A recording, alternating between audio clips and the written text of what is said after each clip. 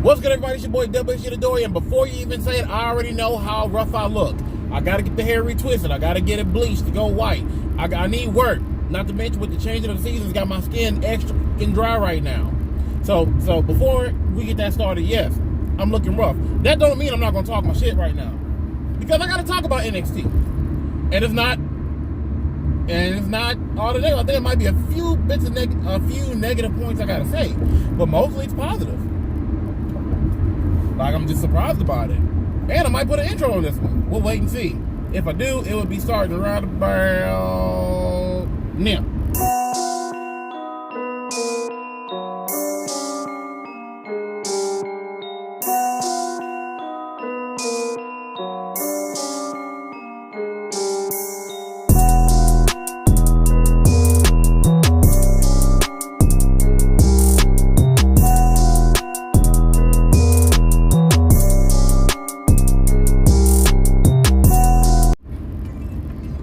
NXT 2.0, even though it's like 5.6 or whatever.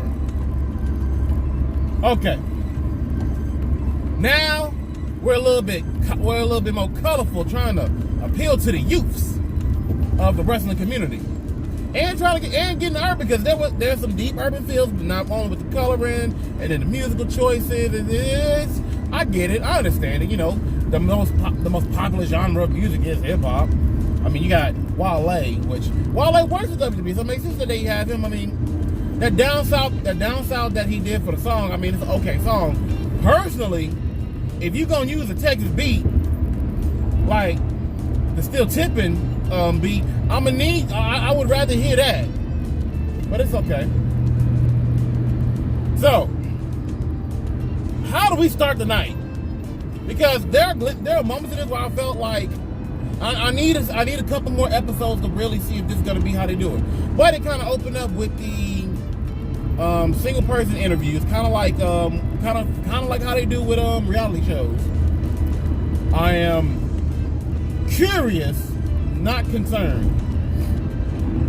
But we see it there. But then when we get to LA Knight's moment, we have LA Knight being, you know, caught by one of the young bloods in NXT. A man that goes by the name of Braun Breaker. Now, Braun Breaker is a stupid name. But here's the fucking thing. Because the moment I saw him, I was like, something about him is familiar. He looks familiar. And then I remembered Rick Steiner's kid is supposed to be with the WWE, with NXT. And I was like, that, and I thought it was. Originally, when I looked up Braun Breaker, I didn't see anything. Plus, I didn't remember his kid's name. So it took me a minute of searching to find out that was, in fact, Rick Steiner's kid. I believe his name is Braun Rex Steiner, because the Steiners are the Rex Steiners, but his wrestling name, ideally, was going to be Rex Steiner. How do you mess this up? Vince! Do you not understand the value of a legacy wrestler? Imagine if Randy Orton was Tom Rinsfield. Random name just came off my head. Or if he was Jeremiah Sims instead of Randy Orton. Second or third generation talent. Are you fucking kidding me? Rex Steiner, that is an amazing name. Gives homage to his dad, Rick. Looks like his uncle, Scott.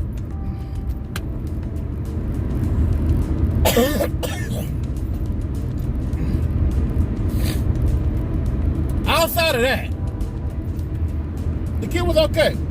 Now, I don't like the idea of you got these young and up-and-comers and newbies who are all big, beefy men coming in, and he comes in and gets an opening match with, and I swear to God, when the show first started, it sounded like they were piping in noise. You can tell me I'm wrong, because there's a difference from the loud applause of the beginning of the show when it's opening to what we get throughout. I swear to God, it sounded like they were piping in crowd noise. Please, somebody go look and check and tell me if I'm wrong. Anyway, Rex goes up against LA Knight, and Rex does some simple big man moves. I mean, that's what I expect from what Vince's image of what, you know, NXT will be for its big men. And Rex looks great. He can pull out the simple shit good. He beats LA Knight.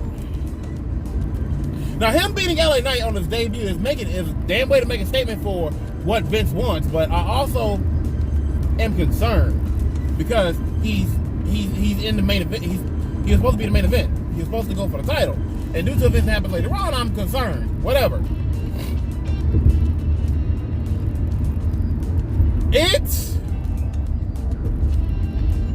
It's growing pains with the new look, with the new feel, the new musical sounds. I mean, I have to say I'm used to NXT black and gold, but it's all colorful, splat, whatever. It'll grow on me, but I'm not gonna lie, the production on it is dope. Like quality wise, you cannot fault it. Honestly, I like it. I think I just don't like the colors. I think it's the colors that I don't like. Because I'm used to NXT being the black and gold, but hey, that means the black, gold, and white goes to AEW. I'm not gonna say nothing else other than that. So, with that being the case, looking at this crop of new guys, I'm like, yeah, they're gonna be big. They got big motherfuckers, but I think it could be good because a lot of these motherfuckers are hard hitting. Only a couple individuals seem green to me. Actually, it was really just B-Fab that came off as kind of green, needs more work. But it could also go against the quality of opponents. Let's see, who the new guys? They had JBBJ, who the crowd was firmly against to the point that they were basically cheering for Imperium as babyface. That caught me by surprise. And even when the Creed brothers came in, it seemed like the NXT crowd just was vehemently being against some of these new guys. I don't know. We gotta wait and see, because I mean, when you introduce somebody new, we don't know who the fuck that is, and they're beating up enhancement talent. If you have like a low level tag, if you have like a low level guys, like if you have jobbers that are endeared to the crowd, but get their ass up, then it might work a little better. This could be a scenario where you got the jobbers come in, show that they can actually go a little bit, but really get over the new guys a bit more. I'm just saying, instead of having your more established guys having to kind of take in and put in some work, whatever. So the direct styling thing is a negative to me. I'm negative a bit on the colors, but not the redesign as a whole. Production is good. What I'm also not a fan of is what they did with Kyle O'Reilly. Kyle O'Reilly was taken out of that fatal 4-way with Ridge Holland and Pete Dunne jumping him, and instead of putting in the man that beat one of the competitors today, you throw in this guy Von Wagner, who I believe has been with NXT for a couple years now, and I guess helped shoot away Ridge and Pete, even though I call bullshit on it. This could have been a great time for Rex. I'm not going to lie. Rex should have been placed in at that moment. That being said, the match, as far as in-ring action, for the most part, it was all good. Nothing I really I'd say anything bad about. B-Fab is just the most green one. I figured that we should have been working with her a bit more. Maybe changing some of her moves. There's certain things that she does I just wasn't a fan of. Like, I wasn't a fan of her corner kicks where she swings the leg all the way out and then, brings it in. It looked a little tacky to me. So, but I'm not gonna be too critical on somebody that's, still fresh up in the game. So, all right. What? I'll talk about things that kind of annoy me. I think that's like the only thing that I actually did not like about the show. As far as pluses, I got like a lot of really good pluses to put on there. Like I said, the Creed boys, they are pretty hard hitting and intense. I actually would like to see where they could be. They could arguably be the next AOP.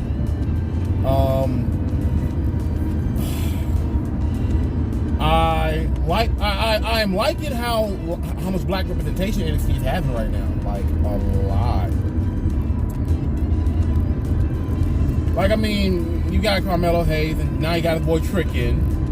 You got Hit Row, which are all, very black and urban youth. I appreciate that so much.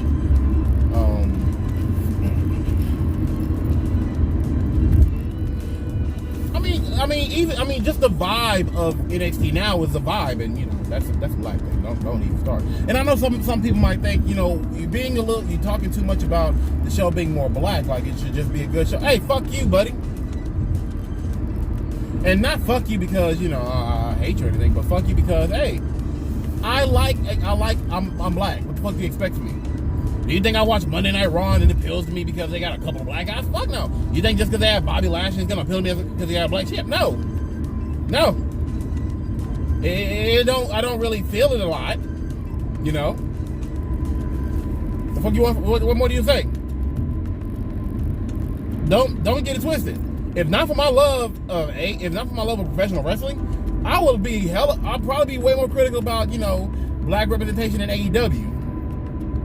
And I'm not saying this to say that it's a problem that it did not have as much, if not more, now. I'm just saying I dig it. I like it. It appeals to me. Jesus. Also, actually, there's another negative. How many fucking times am I gonna see the same females facing each other? I'm sorry. Didn't NXT cut like a bunch of women? Like, bruh, I don't I want the women's tag belts. Either one, both of them to mean something. It doesn't mean anything when fucking your tag champs are basically getting their asses whipped all the fucking time. I'm talking about Tamina and Natty. And the fact that for belts that should have been rotational, being defended and challenged for on all brands so that we can have splits. But like, this would be a moment where I'm like, if there's any part of WWE that needs to be on all shows, it should just be the women's division. Women on Raw and SmackDown need to be on both, and the women's tag division need to be able to go to either or, just for challenges. And guess what?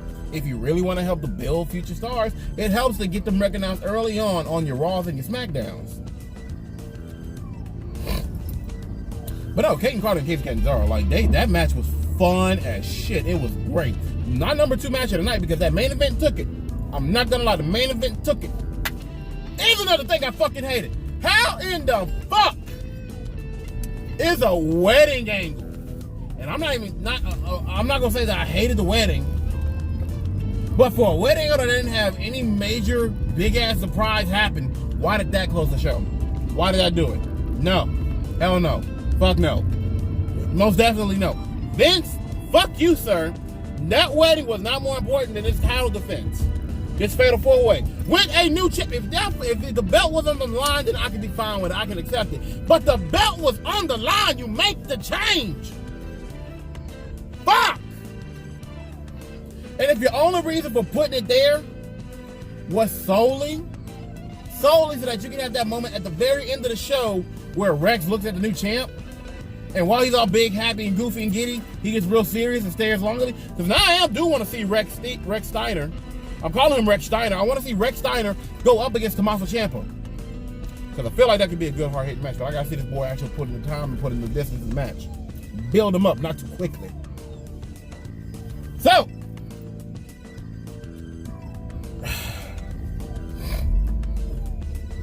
the ladies' action for that women's 6-man, that shit was good. That shit was good. The fucking fatal 4-way was great. Von Wagner, I saw him. He did some big moves. He could be fun to look at, but I'm pretty sure it's more up to the people that he's with as opposed to what happened. Because when it comes down to big, sweaty, meaty men slapping meats together, that's going to be a whole different story. Jesus Christ, I'm saying that shit now.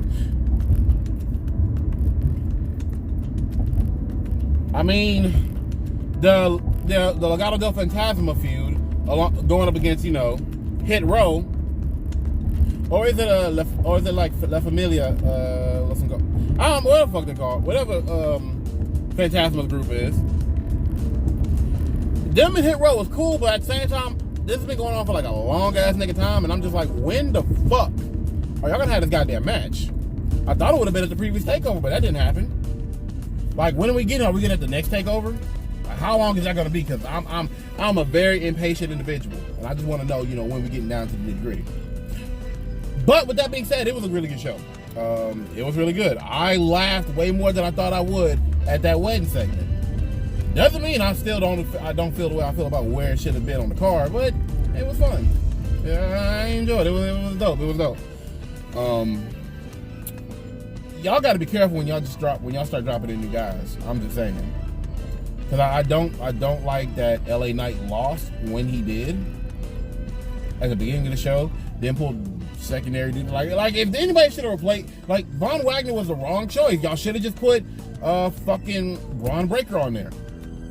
Still stupid to say. Rex Steiner. I don't know. We'll see how I feel about it. This is just my first impression. But if I was going to give it a grade, I would honestly have to say it's a solid A-. They hit it right. No more, no less. I thoroughly enjoyed the bulk of the show. We'll see how I feel next week.